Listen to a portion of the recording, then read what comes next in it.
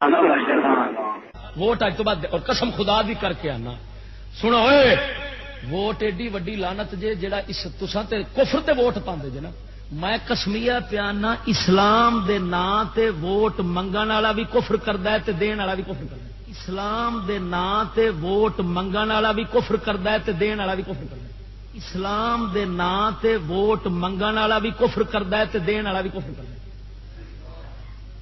لوکاں سی عجیب بات میں فتوی دیندا پیا یہ کیا کر ڈالا تم نے کام ذلت اور ملامت کا یہ کیا کر ڈالا تم نے کام. محترم جناب، التزام کفر اس کفر کو کہتے ہیں کہ جس میں علماء متکلمین اور فقہاء کرام متفق ہوں، وہ التزامی ہوتا ہے۔ اس میں نہ تو علماء متکلمین کو اختلاف ہوتا ہے اور نہ ہی فقہا کو، اور کفر لزومی وہ کفر ہوتا ہے کہ جس میں اختلاف پایا جاتا ہے۔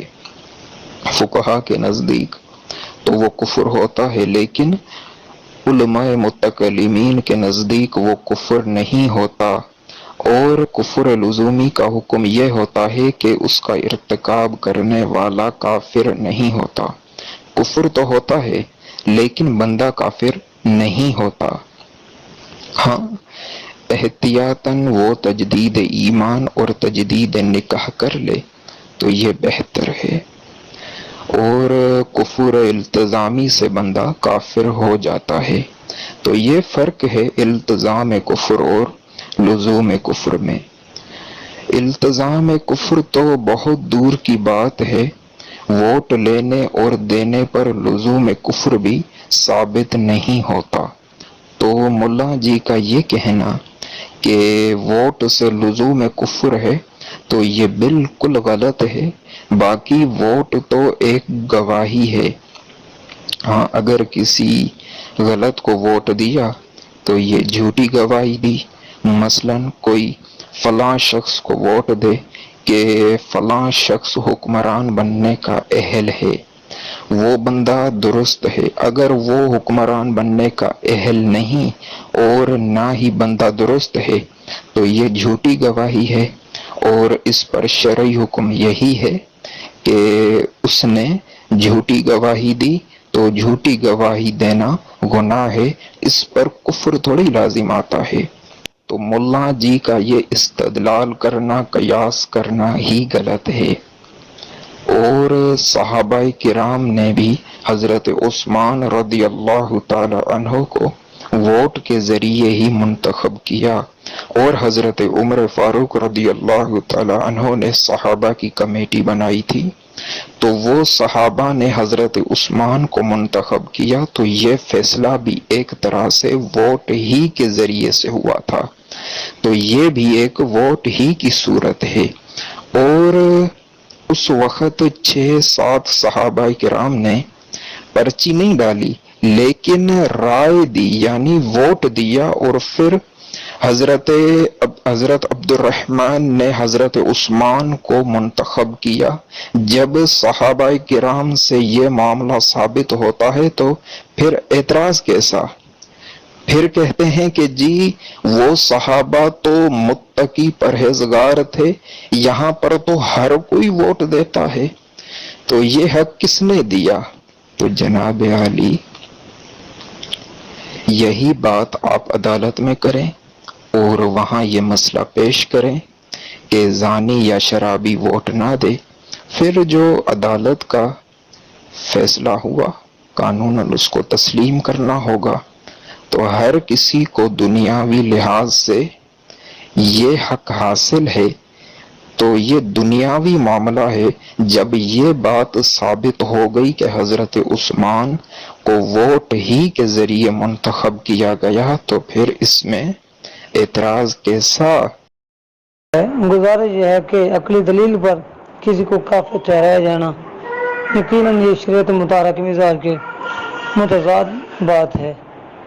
باقی رہی بات فضل احمد چشتی صاحب کی، وہ تو شروع سے ہی ان کی قسمت کے اندر اپنا اکابرین اہل سنت کے خلاف زبان درازی کرنا ہی ہے۔ ہر محاذ کے اوپر انہوں نے اکابرین اہل سنت کو ہی اپنے طعن و تشنیع کا نشانہ بنایا۔ تو باقی رہی کفر والی بات، جب تک کسی کے اندر ایسی بات نہ دیکھیں کہ جو کفر کے مترادف ہو تو اس پر حکم کفر نہیں لگایا جائے گا۔ مثلاً کہ ایک بندہ حکم قرآن کا نص قطعی کے کسی حکم کا اگر منکر ہے تو وہ کافر ہے۔ مثال کے طور پہ نماز نہ پڑھنا اور چیز ہے، نہ ماننا اور چیز ہے۔ ایک بندہ کہتا ہے، جس طرح عموماً کہا جاتا ہے کہ میں نماز نہ پڑھوں تو کیا ہو جائے گا، تو یہ اور چیز ہے۔ یہ کہہ دینا کہ نماز میرے اوپر فرض ہی نہیں ہے تو وہ بندہ یقیناً کافر ہو جائے گا۔